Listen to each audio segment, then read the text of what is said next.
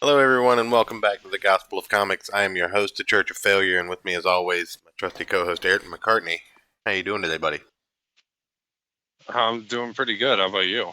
I've been better, but it cost more. Skype decided it hated me. Voice meter decided it hated me. And as usual, the intro that's on your channel buffered.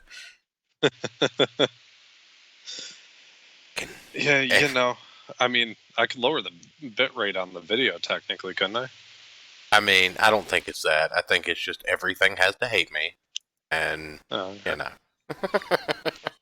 Well, that's because you're a straight white male. Oh, yes, absolutely. 100%.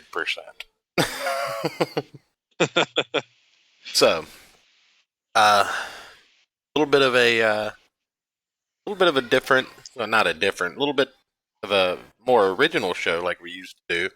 Planned today. It's been a while since we did one of these. Looking at It really have. looking at the first volume of an old Image comic that came out in 2009.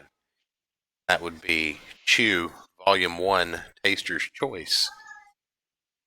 Like it says down in the description there, first installment of a 60-issue series by John Layman and Rob Guillory. Chew was published by Image Comics from 2009 to 2017, so it was a fairly decent run, almost a decade.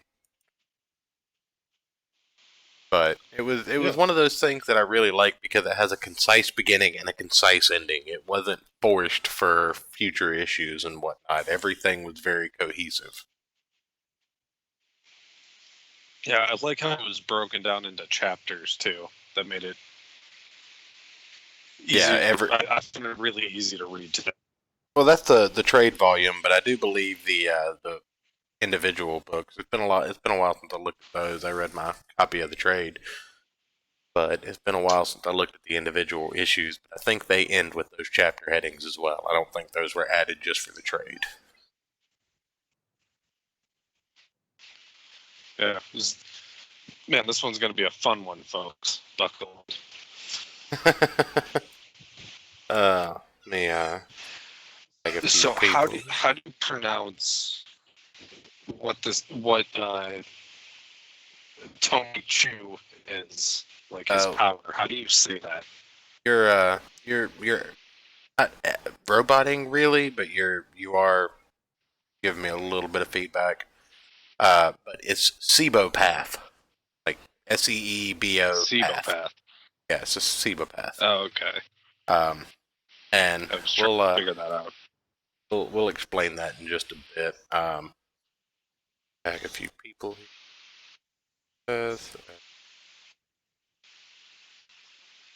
And uh, entertaining as shit. I don't think there's a lot of people in here yet. Yeah, give the people time to pile on in. So, Yeah, we need what all like an did you? opening act. Well, a lot of people do like a little bit of a musical intro interlude. So maybe I'll swap up what we do for the intro music to one of your longer recordings. Or that. You know, we could find like an internet stand-up comedian, have him come in for like 5 minutes and just tell bad jokes while people get in here. Oh, I mean, you could do that. I mean, that's you're really the best at that.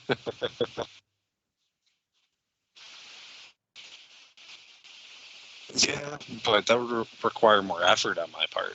Well, yeah. We know I don't do anything. I just read Wait, you can read? and have bad audio.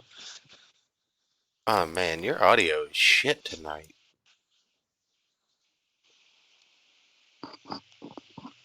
What the hell? I don't know. It Says was I got really good bars. you're good now for the minute, but as soon as we All right, we go to well, we'll doing see. anything, I know what we can do for the first few minutes for anybody watching the replay.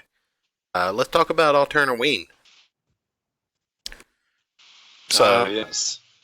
Peter Samedi, uh, believe the owner of Alterna Comics, if not the owner, then the main guy. But I believe he is the owner and head publisher of Alterna Comics. He is doing a Halloween IndieGoGo, where you can pick up all kind of cool stuff, mainly bundles of comics to give out as trick or treats instead of candy. So you can pick up any of these bundles. You can do calendars. You can do just a single trick or treater bundle, which gets you an Alternaween trick or treat bag with a comic and some random random bits in it, pins, silly putty, stickers, that kind of thing. You can pick up some hats or some T-shirts, or you can pick up the. That's pretty sweet. Go ahead. I said the hats are pretty sweet. Yeah, $15 for a hat, not bad. Cheaper than you get a hat at like a Walmart or a Dick's Sporting Goods. They're usually about $20 a piece. So, you've also Yeah, which is got outrageous. a $35 50 bundle of randomly assorted Alterna comics to give out from all ages, young adult and mature readers, all the way up to 200 mixed bundle, $99. So that's about 50 cents a comic. You can get this and give them out for Halloween. You can take them to your trunk or treat at your local church, or your, if you do anything at the mall or anything. If you run a comic store, they even have a retailer bundle of 100 random comics for $50. So if you're a retailer, you get the 50 cent price at a lower quantity. So it's a Yeah, really like interesting. But alternative Villain VP. yeah, it's a really interesting concept. If I would have gotten comic books at Halloween when I was a kid, I would have been ecstatic. And a lot of Oh one yeah, thing to think about is that a lot of these kids have never read a comic book before, so you could very well be giving them their first comic, and what better place to give it from than Alterna? exactly. I mean, So they got great titles. They're actually affordable. yeah, you Which put in an order to Alterna recently, and I think you spent like $27 and got all of the things. I didn't even spend that much. Oh, okay. It was under 20 with shipping, Okay. I believe, or So right around 20. But yeah, I got two.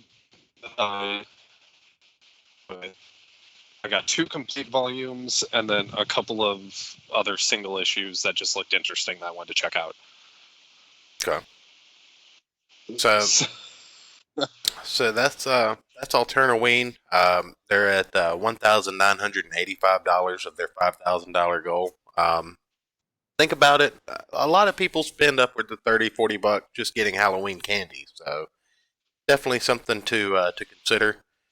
Pretty sure he guarantees that you will have these in time for Halloween, so that's not an issue. This is closing in 20 days, and I don't think it will be in demand. So definitely check it out.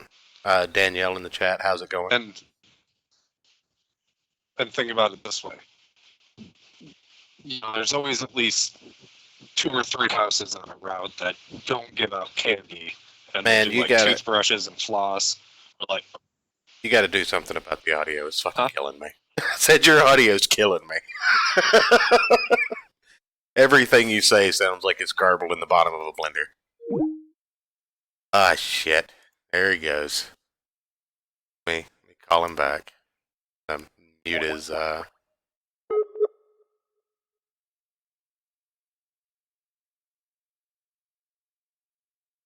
So that's Alternaween.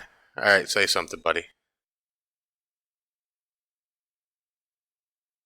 Oh, did it just drop you randomly?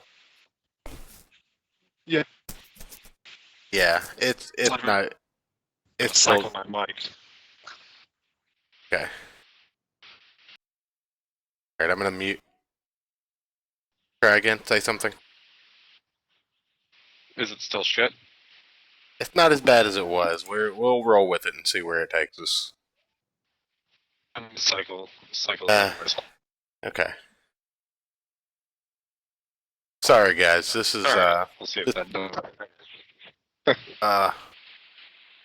uh, Tank Ferret Art. How's it going, buddy? Great to have you, and thank the Bad Vibes for introducing you. We definitely appreciate it. Small channel, but we're slowly but surely growing. Mainly talking about comics and whatnot with my robot co-host Ayrton McCartney. So See, that's really my secret. I'm calling from a payphone. I'm an AI that's bent on taking over the world, starting with the comic book industry. well, somebody needs to. So now that we're we're past that, let's go ahead and jump into to Chew. For those that missed the intro, Chew is an Image comic. Came out in 2009, ran until 2017. Focuses around a character known as Tony Chu, a detective for the U.S. Food and Drug Administration. Why does the FDA need detectives, you might ask? Because apparently some 23 million people died from a quote-unquote bird flu that a lot of people think is a government conspiracy and cover-up. And the FDA has recruited Tony Chu because of his singular talents of being one of 3 people in the world who has the ability to, or basically a Cibopath. Want to explain to the people what a Cibopath is, if you can actually get it out without turning into a blender again? So essentially, Cibopath, as I've been informed is how you say it, Yes. is anything that you ingest, they get a psychic flash from it. The example in the book is if he eats an apple, he can see where it was grown. Oh, I was going to say where it was grown, what kind of pesticides were used on it, when it was harvested, so they can psychically divine information from eating things. Yep. Yeah, and including people. Right, and we'll get into that. But it also goes as far to say if he eats a hamburger, he gets something much different, which is, the cow being slaughtered and all that. The imagery is really great, yeah. And the gimmick of them explaining a Cibopath in the first couple of issues is really funny because the fruits change up, and that continues on through the whole story. Every volume, they assume that it might be the first volume you pick up. Yeah, but you'll see. Ixel Pierce, you'll see what happens if he eats a human. You notice that he's holding a finger on the cover of the book there, so we'll get into that. But now, and then also for some reason beets don't activate this ability. Right. And that was really interesting. I did appreciate the fact that the one thing that he could eat was beets. And he's described as always being hungry and almost never eating. So, but again, he gets recruited by the FDA, and that's about where the story starts to pick up. But in the first issue, he's just a run-of-the-mill detective, right? Yeah, like New York City detective investigating illegal poultry. Right. So, like I said, the bird flu which is just so wonderful. Has killed several million people, and because of that, poultry is now outlawed. You can't. Now, can I just point out? So in my day job, I have to deal with FDA bullshit like a lot. Right. And that's totally something they would actually do. In the wake of something like that, they would ban poultry. Oh yeah, absolutely. So the suspension of disbelief for reading this comic was very, very minimal. So you get a prologue, and in this prologue, you see a chef preparing a soup, basically, and he cuts his finger, and some of his blood gets into the soup. Now that becomes important, but you don't really know why at the beginning of the issue. Then you get your introduction of Tony Chu, and it goes through like we were talking about. He eats an apple. He figures out what pesticides were used, where it was harvested, where it came from, all of that good stuff. He eats a burger. He experiences the cow being slaughtered. So the only thing he can really eat is beets, beet salads, that kind of thing. I'm sure he never really got creative, preparing beets, because anything seasoning wise he uses probably gives the same experience. So that would be interesting. Like, yeah, salt and pepper, right? But we don't. They don't really get into that in the no, in the book. So I guess that would be a little extrapolatory, but it just gives you a brief introduction of Tony Chu. He's a detective, and he's very by the book. He doesn't break any laws. He doesn't break any rules.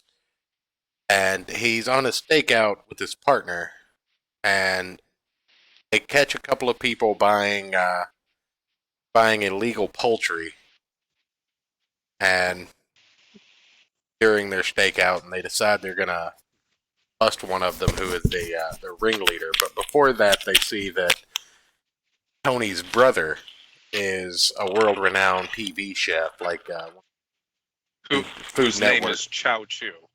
Yes. The alliteration is golden in these books. But Chow Chu is buying 25 pounds of uncooked chicken, and Tony's like, "We're just gonna arrest him. That's what we're gonna do. We're gonna arrest him." And he's like, "No, man, we can't do that. That's your brother. He'll go away for a long time." And Chu's like, "I don't give a shit. We're gonna arrest him."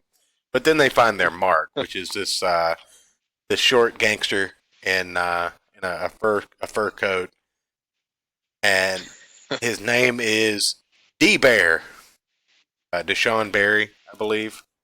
What it stands for, but right as they're about, I was thinking like the Bears, the old Saturday Night Live skit. The Bears. But they're intercepted before they can actually raid the chicken speakeasy, which is essentially what this is. It's a chicken restaurant where people have to have a password to get in and eat fried chicken and chicken soup and chicken salad.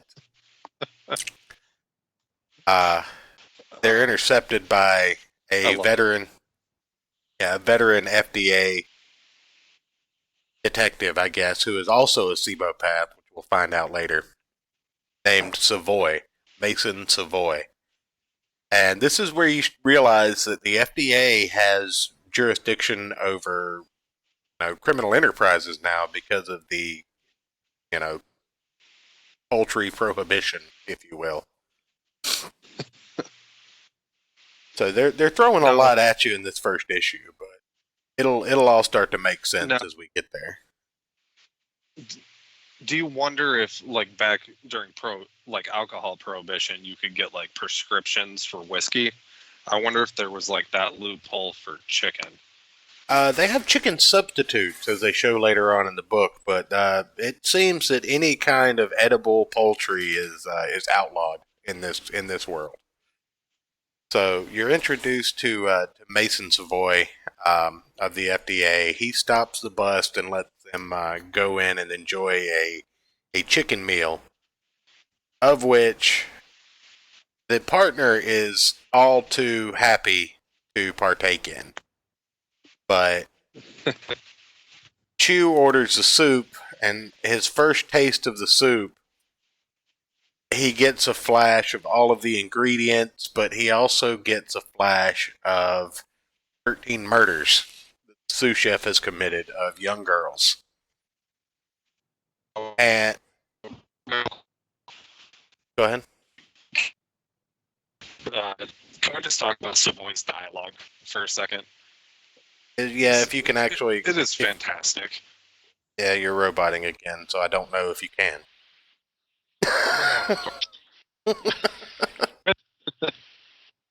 Oh, you've got to stop calling in from a rotary phone. Yeah. Okay, try now. Go ahead. I'm working on it.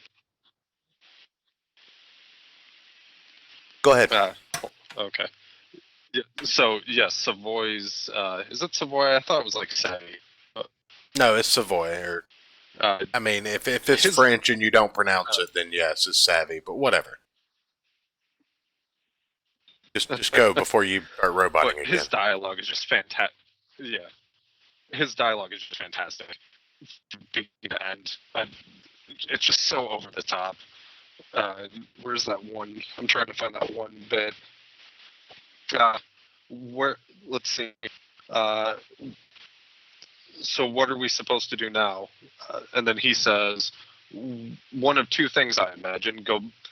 Go to your precinct, complain to your bosses, and see if they complain to my bosses. Whereupon your bosses will be reminded who ultimately has jurisdiction in the matters regarding the transportation, possession, and preparation of illegal land and waterfowl.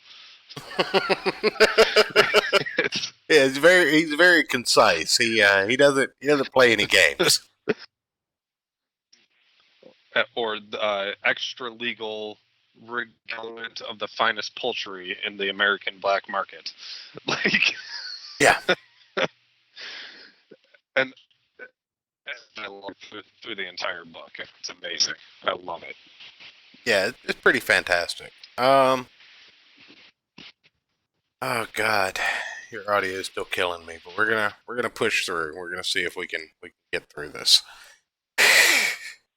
But anyway, he takes he takes a taste of the soup, and you see this beautiful full page panel. Now some of the images are superimposed multiple times, but you can see just several like heinous, like just depictions of eyes and blades and teeth biting into things. And they discover, like, Chu can tell. First off, I mean, is this just not a fantastic shot? But it's amazing. I definitely stared at this for a good few minutes trying to see everything in it. So he figures out, and he tells his partner that, hey, there's a serial killer in the back, and they were like, well, the FDA has no jurisdiction over this, and they go after him and run into the kitchen. So immediately after saying the guy's name, because that's another thing, Chu can pick up names, addresses, dates, vault identification number, vault codes, just out of tasting someone's blood. That's how he got this information, because this is the sous chef that cut his finger in the prologue. But immediately after saying this guy's name, Tony's partner John gets a meat cleaver to the side of the face.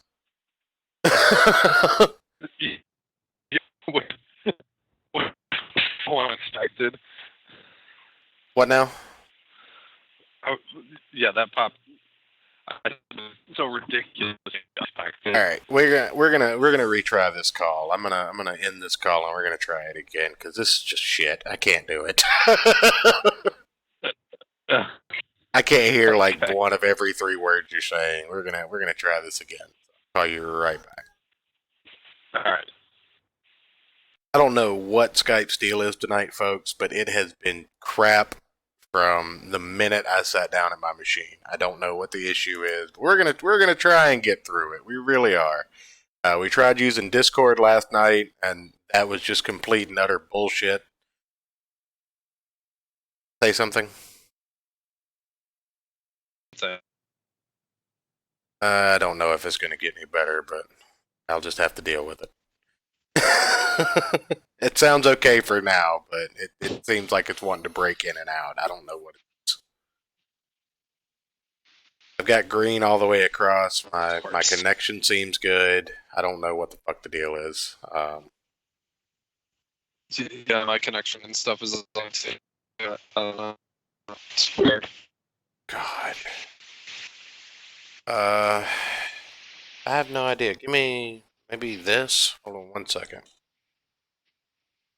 Okay.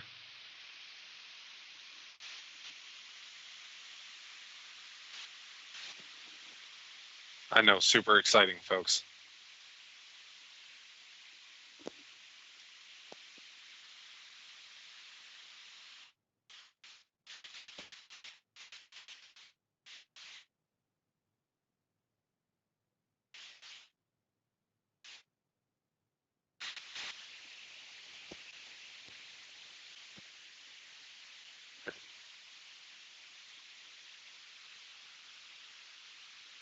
Are you still there?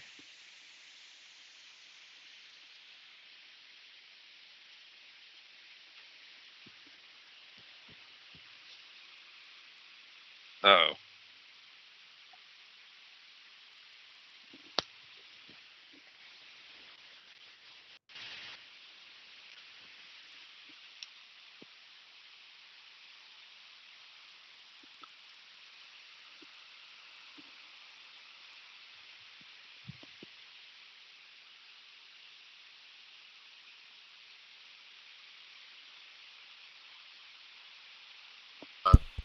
Okay, can you hear me now? I can. All right, say something. Like just speak for a How's that? second. Oh my God, it's Yeah. so much better. I guess it was my Oh. headset.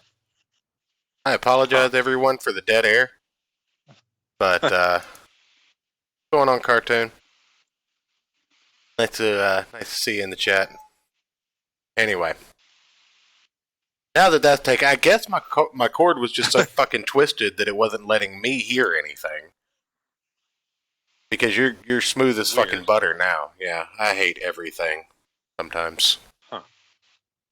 Anyway, meat cleaver to the side of the head, completely unexpected. That's what the last thing you said was, right? Yes. Yes. Okay. Wonderfully unexpected, I believe was the phrasing I used. Man, it's so nice to be able to hear your voice without it going. Is it really though? Not really. I'm gonna need you to robot again. But then, Tony chases after him and gets him to a standoff. And the guy's like, gun and the knife fight. Yeah, I love the color palette shift here. Right. And the guy tries to stand off with him. He's holding up a butcher's knife, and Tony Chu is just like, gun in the knife fight, asshole, you lose. And the guy basically decides he's not going to jail, so he does what any self-respecting criminal would do. He cuts his own throat. And then, I mean, makes sense. in doing so, Tony Chu is so caught up in this and the fact that his partner was just shot. And you see even more color drain out of these next couple of panels. You were talking about the color shift. But it continues on throughout these panels. And the only color you get is the blood red when Chu finally snaps. And it's gorgeous. Yeah, and he finally is like, you don't want to go to jail? Fine, but I'm still getting those names. And he just sits down and he takes a fucking bite out of this guy's face, and he just starts eating this guy's face. Little excessive. Probably could have got it with just one bite, but he's also hungry because all he eats is beets. So. Yeah, I mean, Oh, it wasn't just my headset, but he sounds good now, right, Ixel?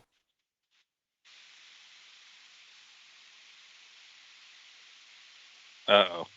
No, you sound fine to me, so I think you sound fine to the people. Let me make sure I unmuted you, so you're good. Okay. He should sound okay now. Hopefully. If it's still awful, then we'll just burn everything down. We'll just set everything on fire and try again later. But I think we're good to go. Which can work because I found my lighter that I lost yesterday. So okay, cool, good. Ixel saying you sound good, so good to Okay. go. Sweet. Yeah, he basically just starts going to town on this guy's face, and obviously the next morning he's got some answering to do,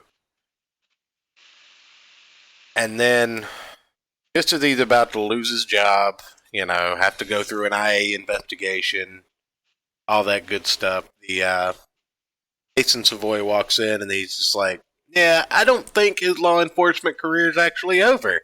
I think he's starting the beginning of a very long and lucrative career." And he basically invited to work for the FDA. Well, not even invited. I don't think he's even given a choice. Yeah, he just kind of says, "You work for us now." Basically, and then the final chapter here in the trade paperback is there's a final page here in the trade paperback is Savoy about to eat a human finger. So to answer your question, yes, anytime they eat blood or human flesh or anything,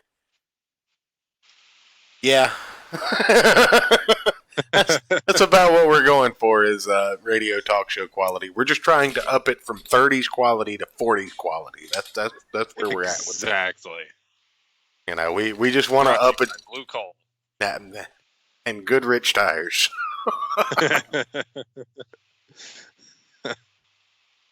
That's chapter 1, and this is just the beginning. Just the first 5 issues of this. There are 12 volumes of this book.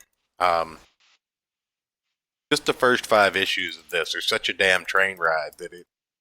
I don't know about you. What did you like? Let's take a minute here. What did you think of this? This is your first experience with it, right? Oh, yeah. Oh, I mean, you already know this is right up my alley of just over the top insanity. Right. I loved it. I couldn't put it down. Like, my sister texted me like, "Hey, we're going to get frozen custard. Do you want to come?" I was like, "Sure," but I'm gonna keep reading in the car.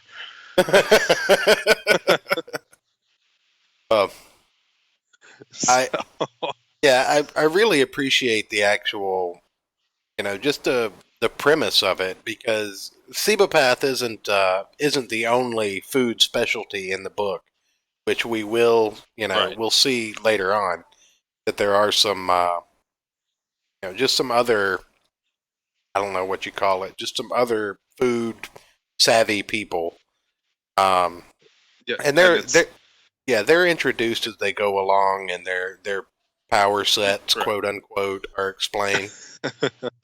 But it's so over the top and ridiculous, and it's a fun twist on the quote like superpower genre that I really liked, because superpowers are always fun, but this is the most ridiculous superpower you could possibly come up with. To still be grounded, it's just fantastic. To still be grounded in a noir type reality, though, right? I mean, because you could honestly see most of this, like so far, you could honestly see most of this happening, minus the eating and getting psychic vision thing. Right. I mean, like I said, that wasn't a joke when I said the FDA would totally ban poultry if 34 million people died from something related to it. They totally would do that. Now, a little spoiler for later. They would make a special division to bust poultry dealers. Like seriously, they have special agents that like get troubled kids from high school, instead of sending them to juvie, send like underage kids into like tobacco stores and like bars and stuff, and try and get them to buy alcohol and tobacco, and try and like catch you selling underage. And they're always super obvious because they're high school kids and don't know what they're doing. But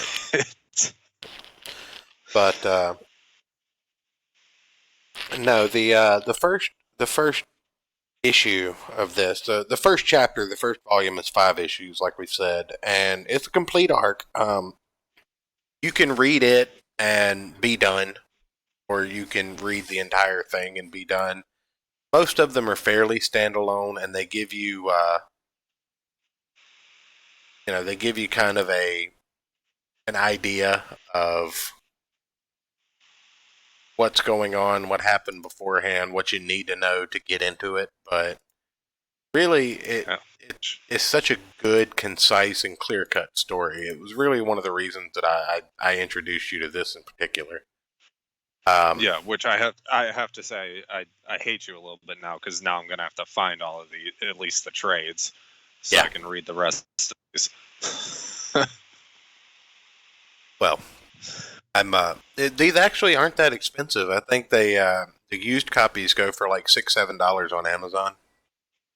Oh, that's not bad For the trades. It's I'll not have a to get up not a to the highly resale sought after shop that book. I go to.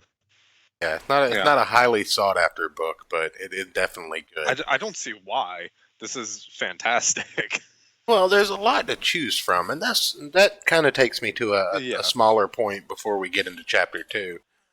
There's so many great stories out there, and there's so many fun stories out there that you could spend a lifetime and never read everything.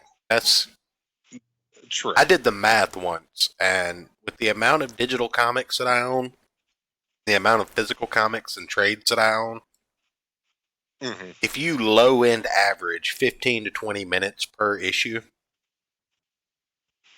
like individual issue, and that would just be like flying through them. Right. Not even taking the time to actually appreciate them, but just 15, 20 minutes, just hard and fast reading every word that you possibly could. Not sleeping, not eating, doing nothing but reading constantly. I think it would take me about 4 or 5 years to read through everything that I have. And that's just what I have. Right. So, it makes sense. You've showed me. That's a lot. Well, it takes something very special to achieve the perfect storm of, say, Dark Knight Returns, or a DC 52, or the Infinity Gauntlet. It takes a little something special to be one of those revered all-time great stories or great trades. I Kill Giants is kind of a sleeper in that it's an independent story that came out, and because of what it's about, and we will cover it one day on the show, but it's one of the most revered trades ever. This is high up there. It makes a lot of lists. But it better. This is a very fun and creative, unique, original story. I think that's really why I like, besides the outrageous ridiculousness of it, which anybody who's listened for us for any amount of time at this point knows that's what I love. But it's a very creative, original story, right, and it draws you in. It's fun characters. The humor, the humor's a little bit subtler. It's not like as in your face as some other stuff we've read, but I kind of like that. Yeah. Well, anyways, we should probably continue. Yeah. Before we get too off on tirades. Well, I think that's half the fun of the show. True. But yeah, the prologue for issue 2 opens up at a burger joint. That burger joint is, it's your average depiction of what you would expect a burger joint with a high schooler working at it to be. Get a complaint if you've ever worked at a burger joint, that's pretty spot on. Don't tell me that. I'll never eat at. Well, I already shouldn't be eating at these places, but man, I enjoy my Whoppers. But I don't give them shit about it, so hopefully my Whoppers are clean. Hey, as long as you're not an asshole, it's good.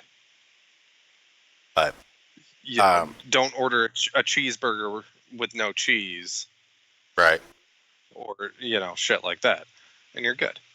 Who the fuck does that? Like, I mean, I get it. People have dairy issues, but how would you like? And cheeseburger is not a burger. Is not a burger without cheese. Yes, but if you say cheeseburger, no cheese. Just oh say yeah, a burger. yeah. That's because when you're ringing stuff up in the screen, there's like a button for cheeseburger, and then when the line people are looking at it, they just see cheeseburger. I They know. might miss the no I'm cheese aware. part. I've worked a line before. Yeah. I'm explaining it. Imagine working at a that might not have. Yeah, imagine working at a wing joint with like 15 different hot sauces, and you just look up and see hot wings 80,000 times a day. Oh, I can imagine. I used to work at a deli with like 27 different sandwiches. That was fun. Good sandwiches, though. I will say that. Oh yeah. Anyway, the prologue opens up. You know, you go back, you fix the burger. He picks a very disgusting. Probably should get that looked at booger out of his nose. Goes to put it on the burger and finds a severed finger on the burger somehow. And that's the prologue. So you can already kind of see where this one's going. But again, just to reiterate, they give you an introduction to Tony Chu's powers. This time, instead of a burger, it's bacon, and instead of an apple, it's an orange. And who eats an orange like that? Like, Tony, what kind of sociopath just holds an orange and eats it? Like, just take bites out of it like that? Seriously, come on. Tony Chu, man, the guy that eats faces. I mean, I guess. But you're also introduced to Tony's new boss, Mike Appleby. Mike hates Tony Chu. From the day he comes in, he hates Tony Chu. I think he has something against people with food-based powers. So, I mean, it is a little creepy, but yeah. So Tony's sitting at his desk. Can that be classified as racist? No. No, okay. It's ist. Ist? Yes. But Tony's taking his desk at his lunch, trying to get through a caseload that's entirely too high for a new agent. And his boss sees that he's eating his beet salad at his desk and promptly throws it in the trash and hands him a burger. Well, this burger, obviously, is the one from the prologue, so you get a little bit of back and forth between Tony and the boss yells and Tony yells, and Savoy basically diffuses the situation. And then this is where you get the full answer to your question. They give you a visual Ixel if you're still in the chat. This is where you still get the actual visual of what he sees when he eats human flesh. He takes a bite out of the finger, and you get this little aside. Meet Evan Pepper. You know, and it gives you the rundown that Evan was a health inspector and had his finger chopped off because he saw something he shouldn't see. Sorry, I have to keep muting because for some reason I'm yawning like hell. Well, damn. Yeah, just one more thing. Just one more thing. But not even tired. I think I yawned once and then it just set off the chain reaction. Right. Hey, thanks for stopping by, Tank Ferret and Cartoon. We'll catch you guys later. Both of them had to duck out. Don't say that, Ixel. Don't say that this would be a great movie. They'll probably already license it for a Netflix show that they'll promptly ruin it in. No, it better be an Amazon Prime show, and it better be the people that did The Boys. I don't know, man. If they're gonna do it. Yeah, I guess. Yeah, I mean, I guess this is kind of gruesome like that. Yeah. Yeah, exactly. But you know, he gets the full rundown on Evan Peppers. A lot of food-based names. Speaking of which, here's a little teaser for you.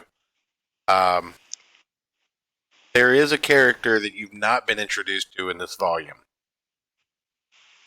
And this character is a chicken named Pollo. Oh, really? Yes, and Pollo is a wrestling chicken.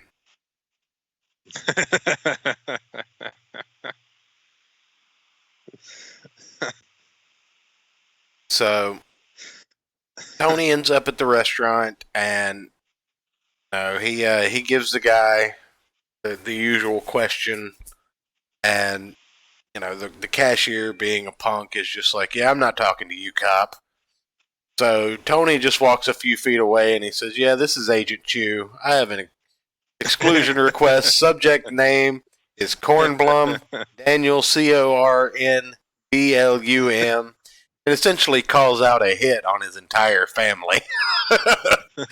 But you see that he's just talking to his partner. Now, I guess I do need to show this because this is a little bit, this alludes a little bit. No, he's playing a gag with his partner, but he terrifies this kid. And and it's amazing. I love it. The kid immediately is just like, "I'll tell you anything," and then proceeds to ramble on about how he stole some money out of the cash register for beer and weed, and downloaded 12 gigs of porn, and 3 gigs of music, but 12 gigs of porn. Yeah, video files are larger. Exactly. But you see in the bottom panel, and it's not really subtle, but it's out of context. But there's a dog with a bite taken out of it, and Savoy's just standing there. So, knowing what you know about Cibopaths, either the third Cibopath that we've not met yet has been here, or for some reason Savoy took a bite out of a dog that wasn't dead, or might have been dead. Who knows?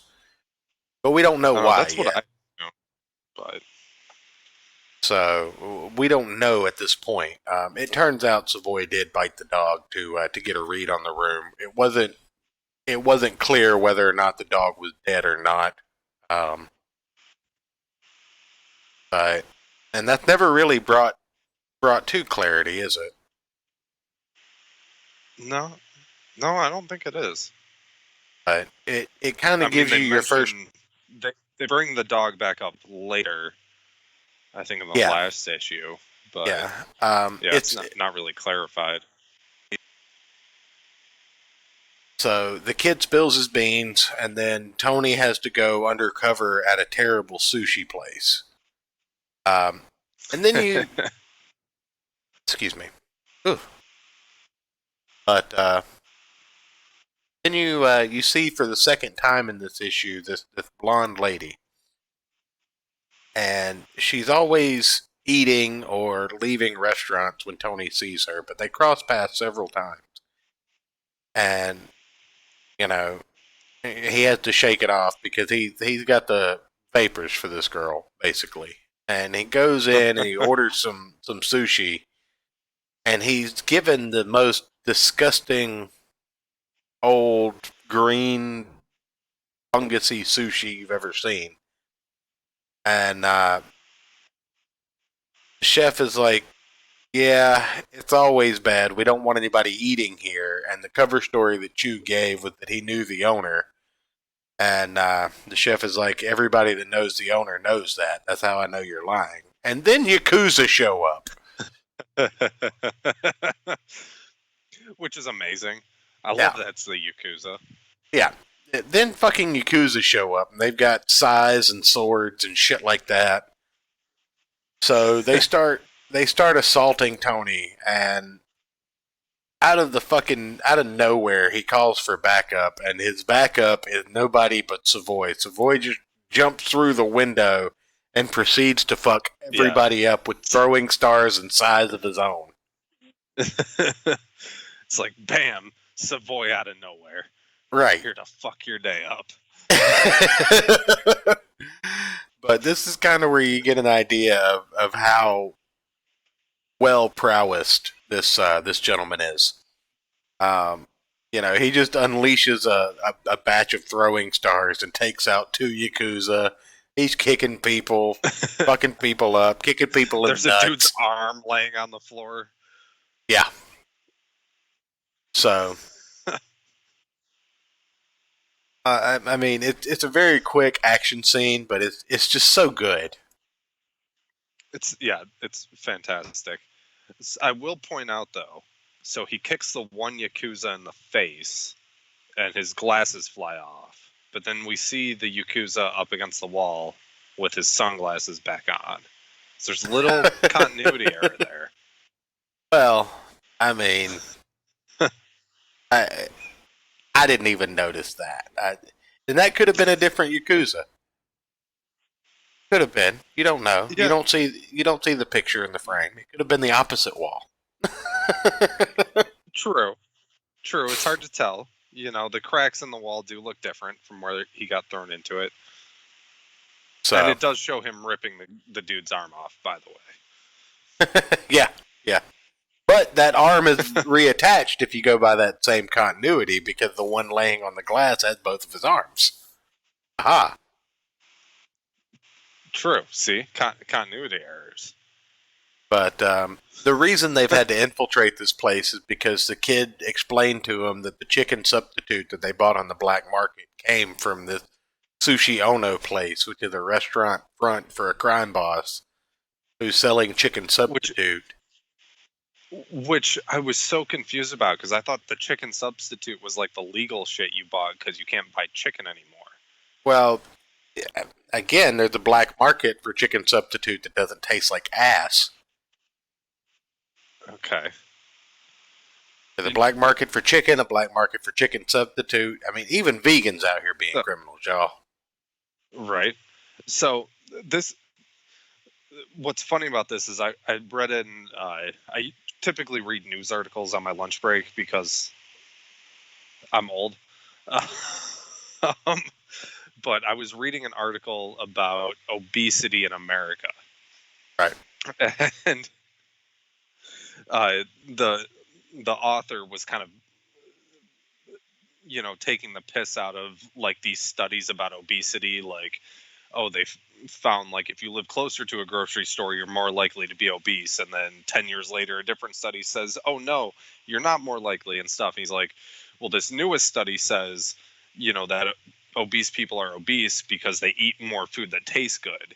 He's like, so logically, the government should just mandate that all food has to taste less good until nobody's obese anymore. Until people are just eating for sustenance. And then once everybody's not obese anymore, we can make food taste better because only obese people eat more food because it tastes good. And it was this long, facetious article about how we should fix obesity. It was fantastic. Why not just make being obese illegal?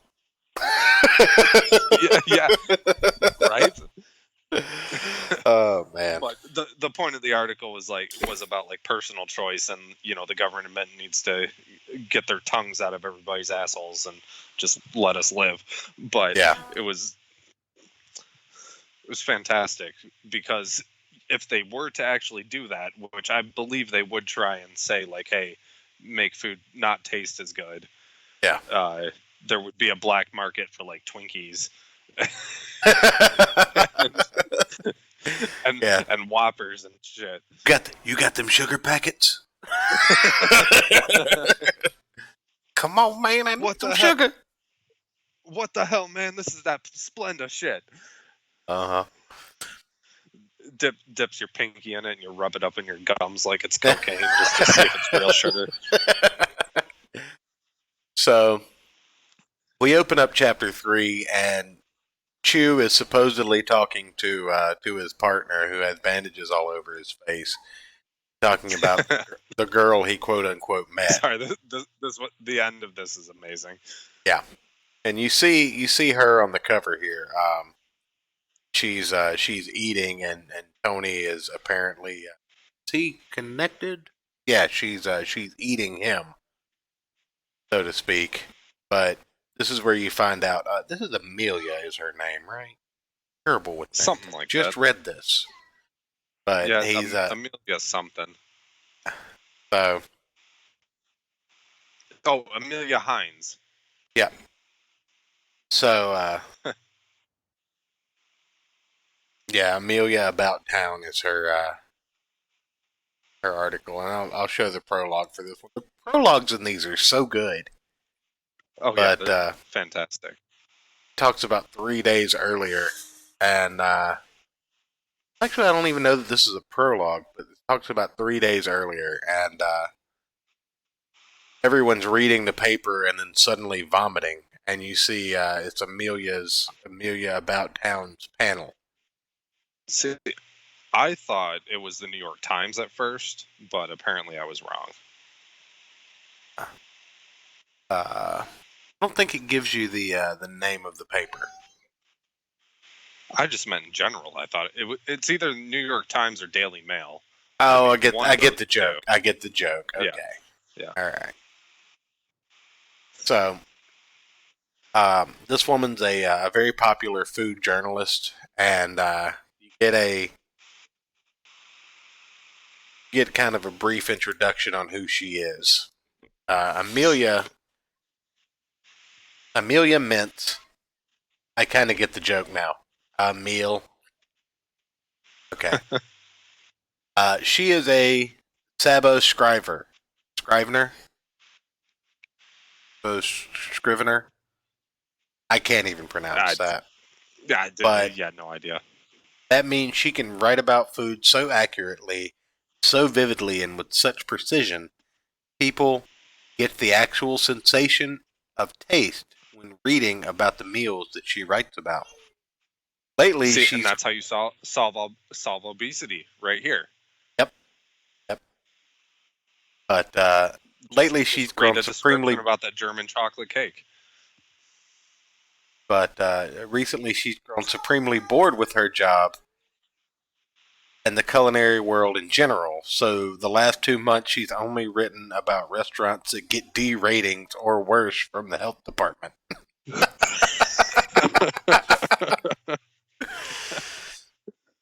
And I'm Tony Chu, my local taco truck would be on that.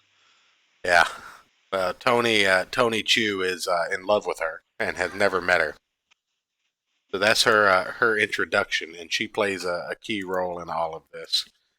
But she gets called into the office, and then you flash over to Tony's office, and he and Mason have been he specifically has been tasked with basically getting her fired or arrested or something because the chief is tired of the chief is tired of reading about her articles. And throwing up from reading her bad articles. So Mason brings Tony a pile of her old articles, and apparently her powers actually give him the sensation of what food tastes like without it, giving him his Cibopath issues or whatnot. It's like a match made in heaven. Right. So he's telling his friend about her and, lusting all over her, and he finds out, he ends up where she's at, and he's waiting in line and talking to his partner, and his partner's like, "You're in the FDA now. You don't wait in line." So there's also this minor character that'll pop up later, and he's got a box. He's trying to say, "I've got this fruit for Amelia. I think she should taste it." Tony cuts in front of him and just walks up. Don't you want to know what that fruit is so bad? You'll find out. They never find out. Yeah, not in this trade, but you'll find out. Oh. Good writers sow the seeds. I'm just sitting there like, I want to know what that is. Yeah. So, at the same time, some French-looking terrorist organization known as Egg also runs into the paper to get their 5-page manifesto on how the poultry And bird flu issue was all a government conspiracy and scam. And they're putting bird flu in the water. Yeah, Tony has this, imaginary encounter with Amelia where they speak to one another and he's very clear and concise. And she's like, "Oh, everything you just said, I feel it too. There's an electricity between us," and they kiss. But that is not what actually happens. What actually happens is he stutters, and she's like, "I think you said FDA. Are you here to arrest me?" And then the guns start going off, and they want the egg is giving their whole diatribe and holding the editor-in-chief at hostage. And Tony Does it ever tell us what egg stands for? No. It's just egg. Because I really want to know what it stands for. Yeah. But I do sitting too. there, like, trying to think of it, like, okay, what could this be? Yeah, I couldn't come up with anything. Anybody in the chat has any good guesses of what egg could stand for in this context? Yes, please let us know. Yeah. But anyway, they realize that Tony is an FDA agent, and they decide they're going to take him hostage after they pull guns on him. They've got a Mexican standoff going on. Then Amelia proceeds to save the day, and she goes into graphic, gory detail of, rancid meat, spoiled dairy products, the taste of live maggot, and fried rat, and soiled or solid roaches. Is that what it is? Or boiled roaches, excuse me. And it makes them so sick they start vomiting and having diarrhea and everything, to the point that ambulances have to be called before they can be thrown into the FDA's version of Gitmo. And Tony Chu is solidified in being in love with this girl.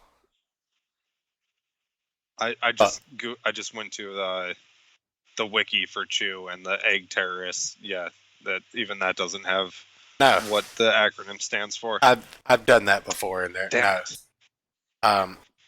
Yeah, Tony essentially fails at getting her fired, so he's still tasked with having to do that. So he goes to her apartment, and she's gone from there. She has left notes that she'll be gone for a month, 6 months, maybe never coming back. And you flash forward, you see her on a plane with the guy with the fruit in the box. And then the last couple of pages, you see Tony's talking to this guy, and the guy opens his eyes, and he's like, "Please, mister, I don't know." The guy's like, "Huh?" And he's like, Who are you, and why are you telling me this? You're freaking me out."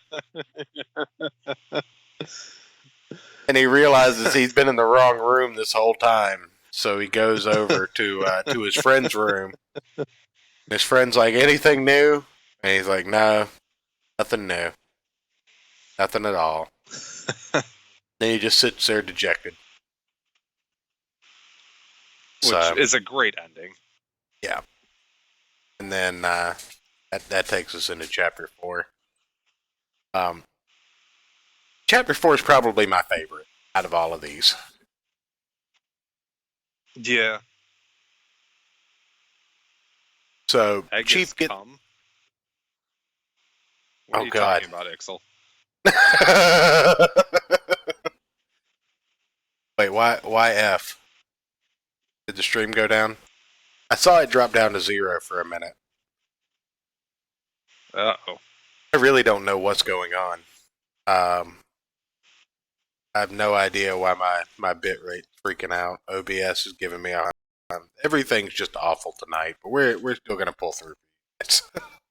We're almost. We will. Yeah. We're almost there. No, we don't. If we would have figured it out, we wouldn't be having these problems anymore. But yeah, we've only got 2 issues to go through. We're past the hump. Exactly. Video output low. No, the fuck it isn't. Stop being a bitch, YouTube. Everything's a cuck. I'm just gonna call everything a cuck. Maybe that'll fix some of it. I mean, there's another C word too, but I don't think we're supposed to say that on YouTube. Probably not. But considering we're on your channel.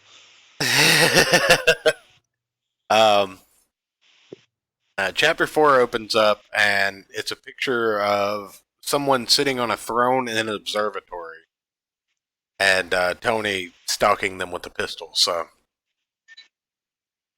Tony's boss essentially gets a call, and he finds out that Chu's got a price on his head, basically $5 million.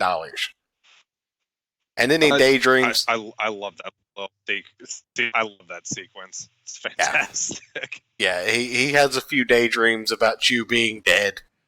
And then he realizes that it would be so much paperwork that he just doesn't want to deal with it. So he calls Chu in here. And then he realizes that Chu's nowhere to be found. So apparently Tony and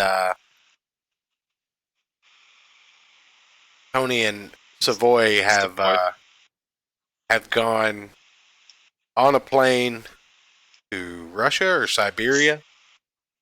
Siberia, I think. Because of some ashes they found. David. I didn't even try it. Hamantishan? Yeah. David Hamantishan? I'm not even going to attempt it. We'll just call him Ham. Yeah, David Ham. Anyway, it was a senator who was found overdosed, and obviously the media covered it up. So there's another similarity with chicken in his stomach. Right, and that's how the FDA has jurisdiction. So they go and confront the doctor, and they say, "We're here to inspect the body." And she's like, "Inspect? Is that what you call it?" Obviously referring to them cannibalizing human remains. So she hands him an urn, and Savoy, being an asshole, says, "You can do," or the doctor says, "Well, you can do whatever the hell you want to with these." So, being an asshole, he opens the urn in front of a fan and covers everyone in human remains, and gives them this cold, icy, "Good day to you, madam."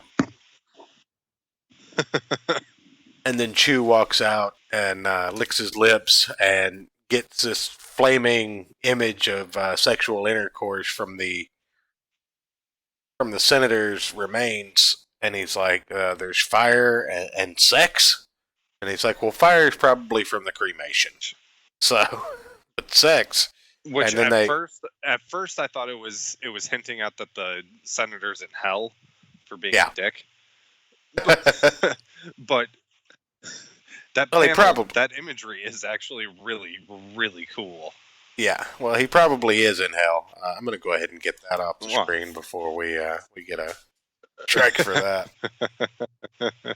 I mean, it's not even close to true nudity, but still.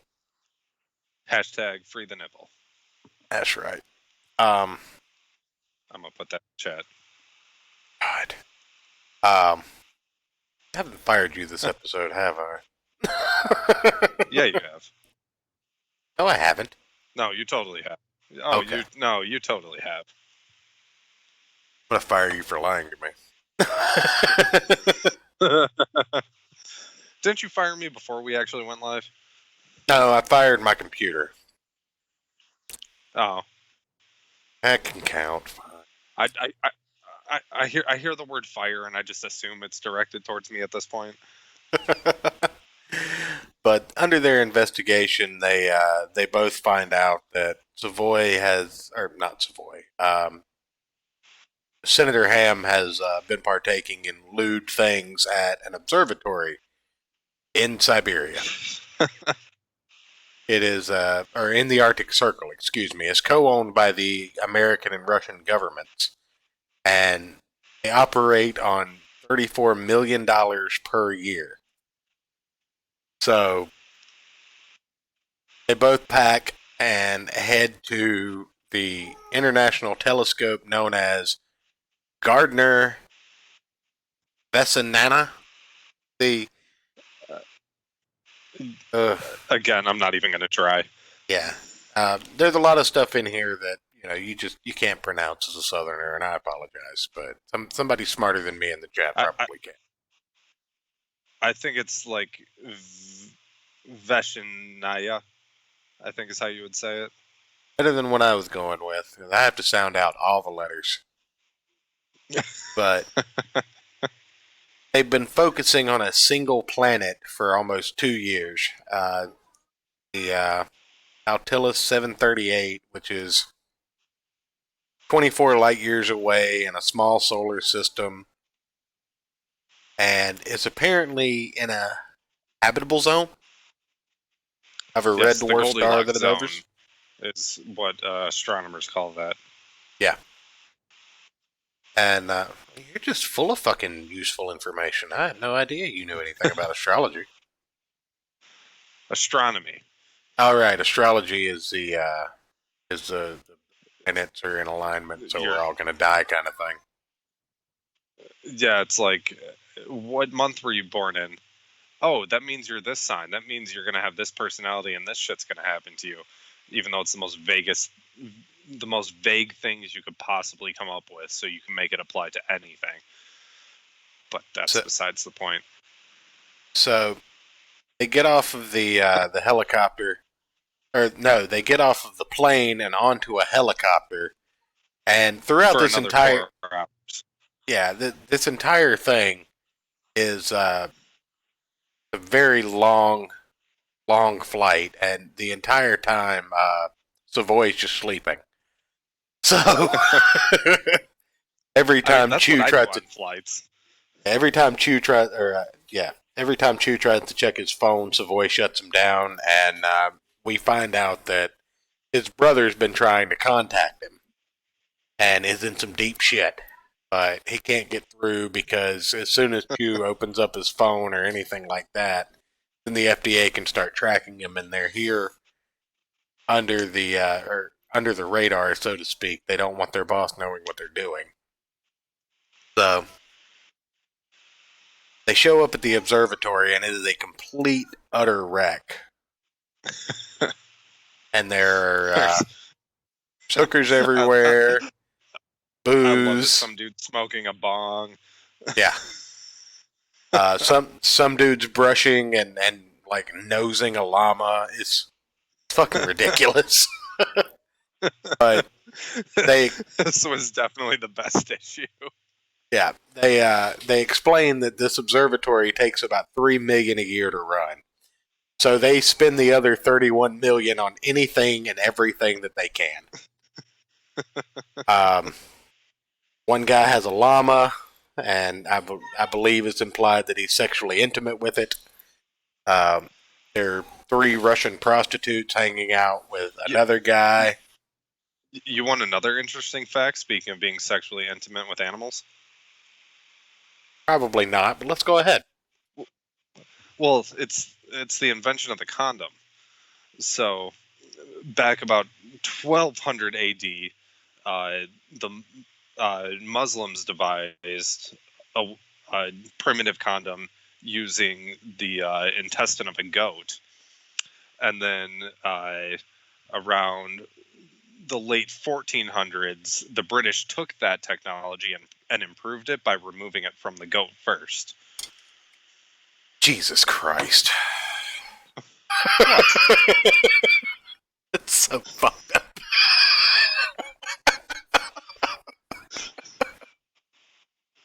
I definitely have to fire you and disavow that.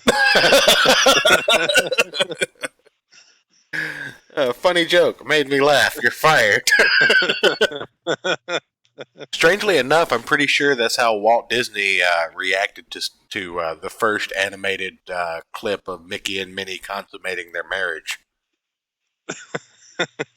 That's not even a joke. I'm pretty sure that there was an animator at Walt Disney Studios that created an animation of Mickey and Minnie having sex, and Walt Disney saw it, chuckled, and immediately fired the guy. Well, you know the artists at Disney will take all of their characters and stuff and draw like the most like fucked up degenerate shit, because under their contract, anything that they draw while employed at Disney owns the rights to, so they basically do it just to fuck with the company. That makes sense. So Disney just has just like a filing room just full of like just fucked up art from these artists just messing with them. Nice. So somewhere out of nowhere in a filing cabinet, dude finds a bundle of dynamite, and then the Russian prostitutes produce firearms and start shooting people with a star tattooed on her shoulder.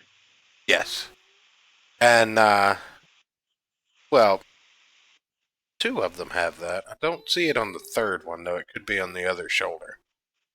But they kill the guy with the llama as well. Or is that an alpaca? That's an alpaca. Oh yeah, that is an alpaca. Llamas have longer fur. Yeah. Well, and they're smaller. This thing's taller than the man. Yeah. But yeah, they proceed to start shooting and killing everyone. Savoy and Chu duck down, and they waste all but one of the Russian women after an exchange that gets them blown all to fuck. And then it's been a while since I read the entire series, so you get a little cutscene of the planet that they've been watching now that no one's monitoring it. And there's this. Also, Savoy takes the brain of one of the Russian scientists and eats it, and then can speak Russian. Yes. Yes. And we get no translation of his conversation between him and the Russian chick in her underwear and a fur hat. Yeah, that's another thing. They don't give you any translations of any of the Russian in this book. Yeah.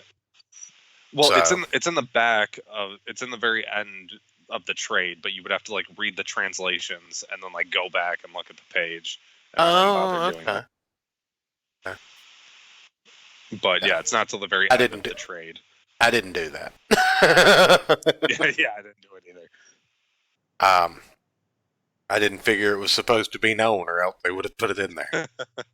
But yeah, you get this really weird situation, and then there's some flaming letters that encircle this planet, and then it poops out of existence, basically. Yeah, I was so confused. I looked at this page for like a good 2 minutes trying to figure that out.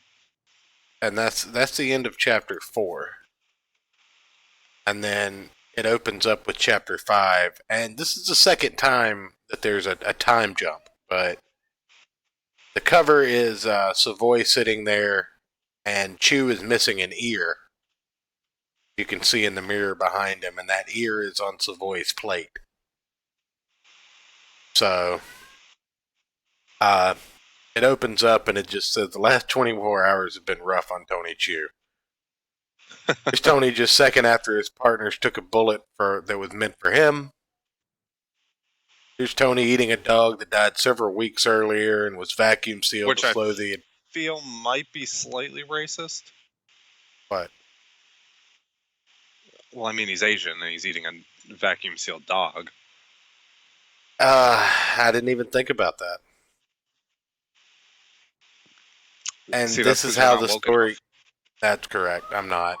I haven't gone broke yet. Wait, I have. I have gone broke. Apparently as woke as I'm going to get.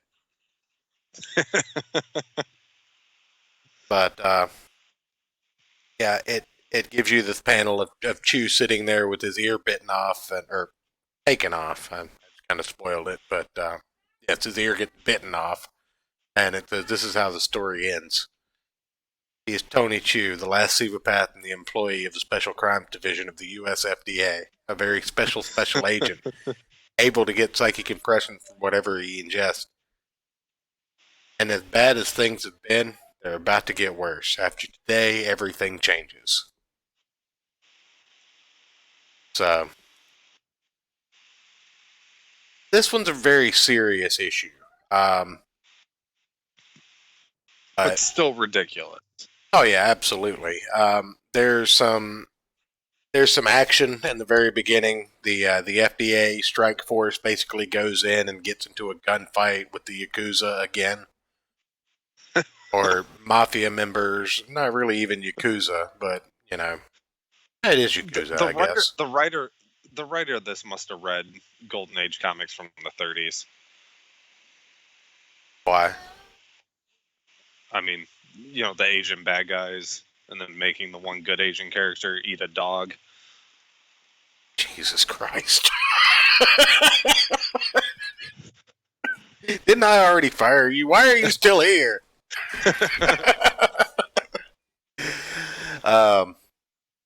So they find out that there's a vault inside this hideout where Chu's brother is being held, and Chu dips his finger in blood and gets the combination for the vault. And they find Chow Chu inside of it, and you know, as they're having this heartfelt, I don't know, heartfelt reconnection. Moment. Yeah, heartfelt moment, reconnection, whatever you want to call it. They eventually start yelling at each other about buying illegal chicken and being a cop. Savoy diffuses the situation and carries Chow Chu out and sets him up to be, be taken home and cleaned up and all that good stuff, checked out. But then the guy that chopped a health inspector's fingers off, ambushes Chu, smacks him in the face with the gun. So that's the first panel that we saw in the beginning.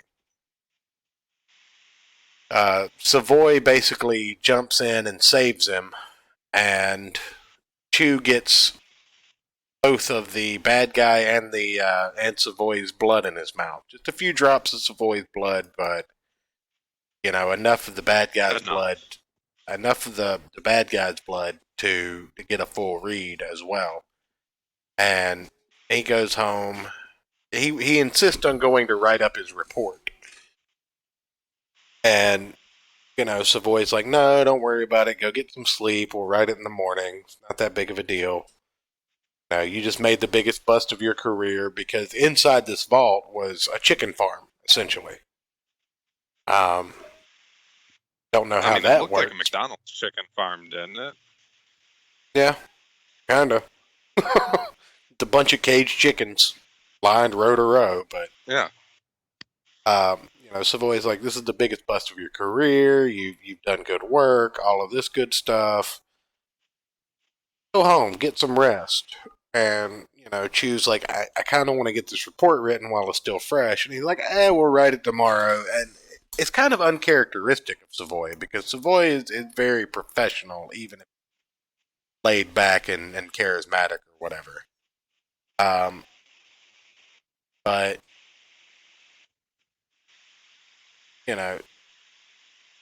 Chu cleaning himself up, and they basically end up taking Chu home, and he lays down, but he immediately wakes up and realizes that there's something wrong. So he goes to the FDA and pulls the evidence on the dog, or the evidence on the Evan Pepper case, the health inspector, and finds the dog had been saved as evidence.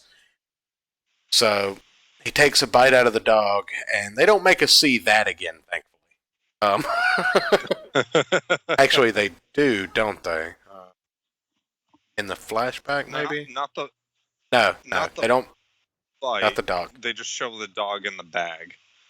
So which Chu is a miniature dachshund, by the way. Yes. Which made me laugh. Anyways. Chu confronts Mason Savoy and attempts to put him under arrest.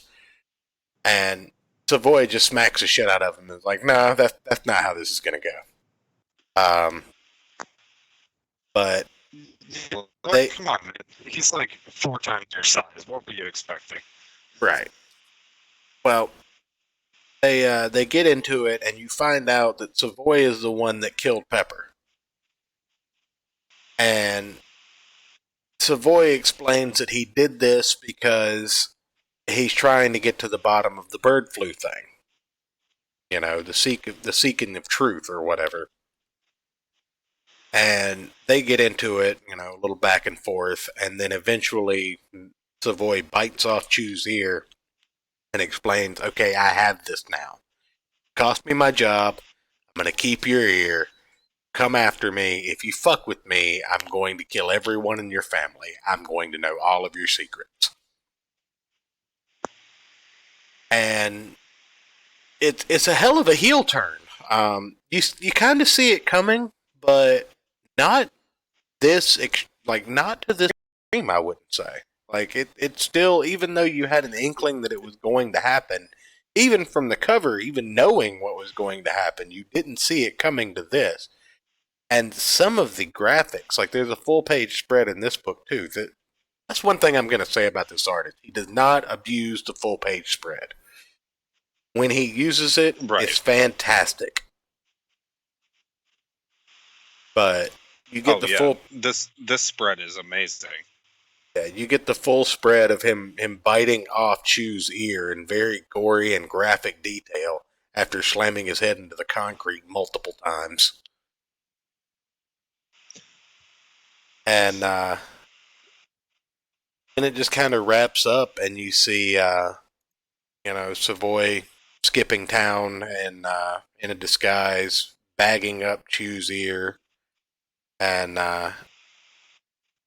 it explains that despite taking precautions, Savoy knows that his fate is now intertwined with Chu.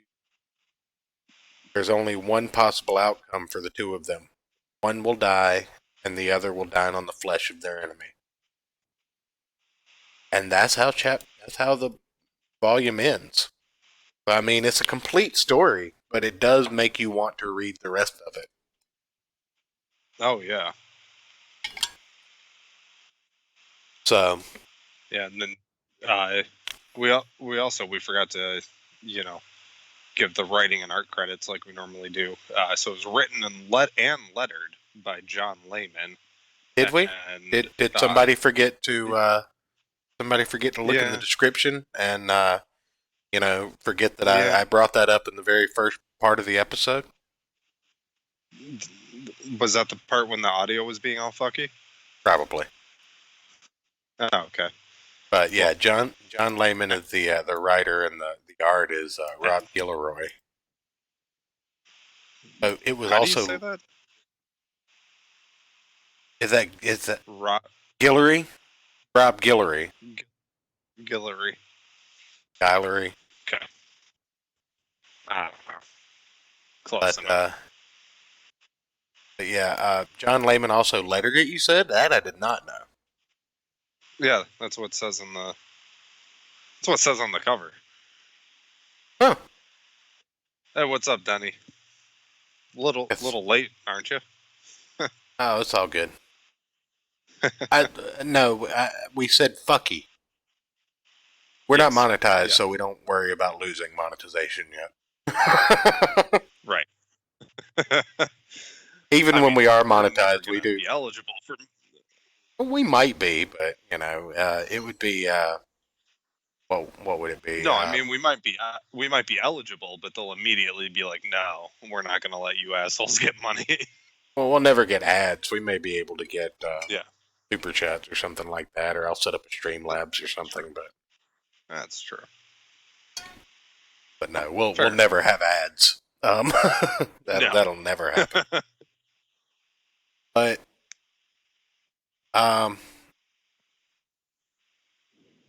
Wait, shut up, Ayrton. I could be dying. You don't know. What? What did you say? Oh, late. Yeah, you're late. No, I said he's late. Oh. If we had Discord working, I'd let you come on and fire him, Denny. I've already fired him, but I don't even know why he's still here. I disavowed him. He just won't go away. Come on, Denny. I gotta give you a little help, at least a little bit.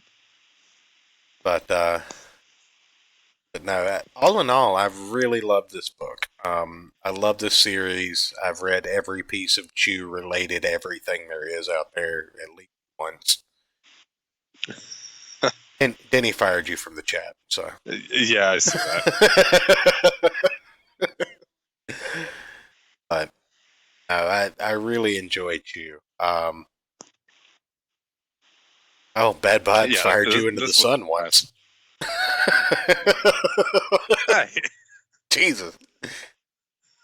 Crowd loves you, man. Apparently. Do you remember back to our first stream? People were saying I was the one with the hot voice, and they were all cool and stuff, and now everyone wants me to get fired. Hey, what the hell, you guys? You went on vacation. I haven't done that yet. But no, I thought you would get a kick out of this. That's why I suggested it. Oh, it's so much fun. I got a kick out of the other stuff you sent me too, but well, yeah, but that stuff's already scheduled. No, that's not what I'm talking about. Oh yeah. No, we're not talking about that. Everybody loves the fall guy. That is true. They still love you because you're the fall guy. You're the patsy. Oh, okay. Fair enough. I'll take it. Like Lee Harvey Oswald. Why do you immediately go to such extremes? Well, like a patsy, a fall guy. Yeah. I don't know. I think I watched something on JFK recently, so it was in my head. Good. Yeah, there is some translations here for issue 4. I did not flip that far, so sue me. Yeah, I saw it. I half debated going back and looking at it with the translation, but I was like, eh. Well, that's one thing I can say about the writing is that it's so good that even if you don't know what this is, you still get it like from the paneling, from the setup. This is just all in all good comics. There's a reason that this makes several top lists. There's a reason that I've liked it for as much as I have. This is up there in probably my top 10, top 20 books. Just completed series or whatever. Right. And I mean, yeah, this was a blast. Like, I mean, at this point, anything that's just completely ridiculous, I'm gonna enjoy. Right. Well, it gets more ridiculous going forward. That is one thing you can look forward to. It does get more and more ridiculous the further you get into it. I would hope so. So you're also introduced to more food power people. I think in the end there's like 7 or 8 different food powers that are introduced. Pollo. Please tell me there's some sort of like food related telepathy where they can like control spaghetti noodles or like strangle people. Actually, yes, I think there is. Okay, I would be disappointed if there wasn't. Yeah, I think there is. There's a full rundown on them, but I don't want to spoil them. And I know we probably won't cover all 12 volumes on the show. Maybe eventually, but I think one day we should take a look at the different food powers. Maybe we'll individually read the rest of the series, and when you finish it, we'll do a show on the food powers and the characters involved. Yeah, because one of the movies that I love, I don't know if I'd put it like in my favorites list, but I do love it, is the Cloudy with a Chance of Meatballs. I actually just watched that today with my kids. And the second one, particularly, just the one part where they're going down the river and he's like, there's a leak in the boat. And then there's a leak that sits there and just like screams out of nowhere. I don't know why, but it just makes me laugh so hard every time I see that clip. Just responding to bad vibes in the chat. I don't think this comic book suffers from that. I think you can independently pick up any volume of it and, get the full. Yeah, you can pick up. I wouldn't say any chapter, quote unquote, issue of it, but any volume of the 12 trade volumes. I think you can independently. Obviously, it's going to make more sense if you've been reading it since the beginning. But the way they do the introduction with Tony Chu, and the apple and the orange and all that, I'm pretty sure they do that in every volume to explain what he is, and then they do a breakdown on who and what the other characters are after they introduce them after a certain amount of time, just to keep everybody kind of in the know. I think I remember the first time I read through this in its completion, getting a little annoyed of the fact that they kept rehashing the same thing because I was reading it all, back and forth and this sequentially. Right. And they just kept rehashing the same information, but if I was reading it on a release schedule, it wouldn't bother me in the least. Right. And this felt like a completed story. Like, obviously it ends with a bit of a cliffhanger. Like, yeah, there's more to it, but it felt complete. Like, yeah, if you never picked up another I'd Chu, be like, okay. Yeah, if you never picked up another Chu comic again, more, I definitely want to read the rest of this, knowing that there is more of it. But if this was all there was, that's it. It felt complete. Like, it had a satisfying ending. And I think that's really a testament to the writing for that specifically. Yeah. I would say. Well, and we've talked about this before. I think we even mentioned it last night. Stan Lee used to have a saying that every comic book is somebody's first comic, and a good writer will take that into consideration and work within those boundaries and make sure that if somebody picks this book up, they're not going to be so dejected by the idea of it.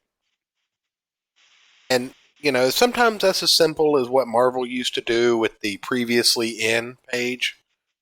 And sometimes it's just dialogue driven, but as long as you make sure that your reader can piece together what's happening, regardless of whether they've read every issue of your story or are picking this one up for the first time, I think that's probably the most important part of sequential writing.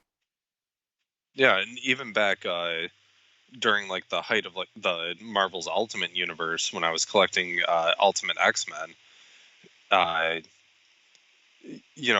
there's some issue gaps where I wasn't buying as many, but even it might be like 5 to 10 issue gaps in those stories. Those previously sections, it was like, oh, okay, this is where we're at. All right, let's let's keep going. And I was still able to read those issues and enjoy them without being like, what's going on? Right. Like when we read DC 1 million and we're totally lost. Right. Yeah, no shit.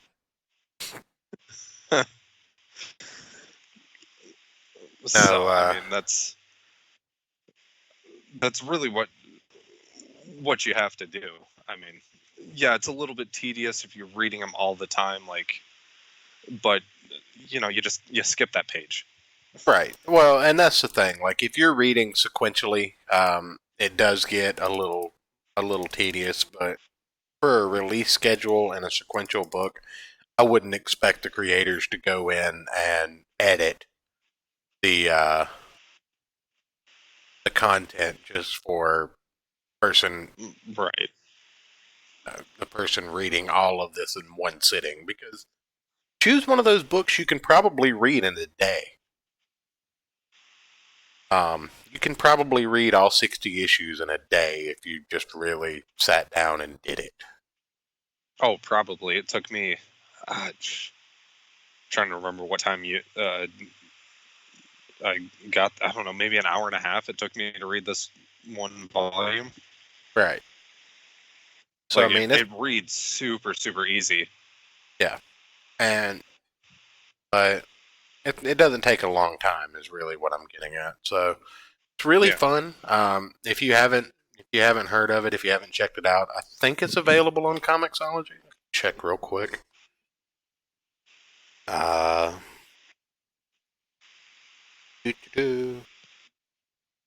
I'll definitely be checking my local shop's trade section and the vintage book resale shop that I go to find old comics.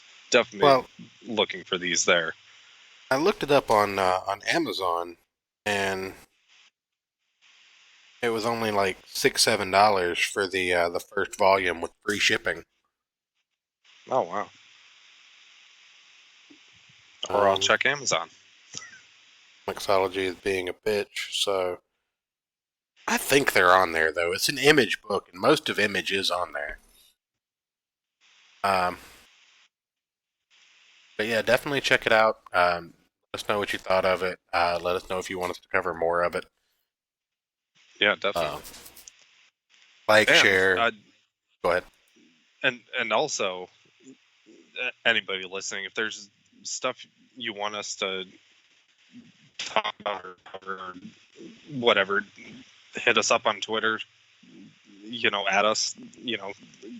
Give us some suggestions. We're open to reading pretty much everything. We've read everything from horrible comics like those Magic the Gathering to great stuff like this. So we're open to trying out anything. Yeah. So definitely give us a any recommendations or anything like that. Send them to me on Twitter, DMs, or email them church.failure or church.of.failure at gmail.com. So yeah, just let us know, and if you don't mind, be sure to hit the like, subscribe, share, all that nonsense.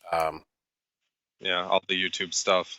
Go check out all of my YouTube and social media stuff. Just Ayrton McCartney everywhere. And I've got his links down in the description as well. And thank you for stopping by. And tune in tomorrow. Special show. We will be talking to Mr. Don Chen, the creator or the writer and co-creator of the adolescent radioactive black belt hamster. And you get to hear me possibly fangirl. I'm going to try and keep my composure, but yeah, we'll get the audio sorted out well before the show tomorrow night, hopefully. Oh yeah. Basically, I'm getting home from work. We're going to do a test call. Oh, are we now? Whose show is this?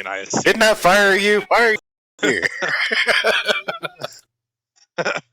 I assume that's what we were going to do. More than likely. I'll also have to get home, but I can imagine you calling into the never mind. I'm not even going to go. But yeah, have a good one, Tank. Anyway, thanks everybody for coming out. Bad Vibes, Tank, Danielle, Atomic Denny, Cartoon, Pixel Pierce. Anybody else? I don't think I missed anybody that showed up in chat. Everybody that didn't show up in chat, everybody checking this on the video. Appreciate all of you.